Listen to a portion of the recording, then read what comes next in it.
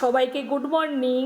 আজ আমাদের পরম প্রেমময় শ্রী শ্রী ঠাকুরের 138তম আবির্ভাব তিথি, তালনবমী তিথি। তাই ঠাকুরবাড়িতে দেওঘরে মহাসমারোহে পালিত হচ্ছে।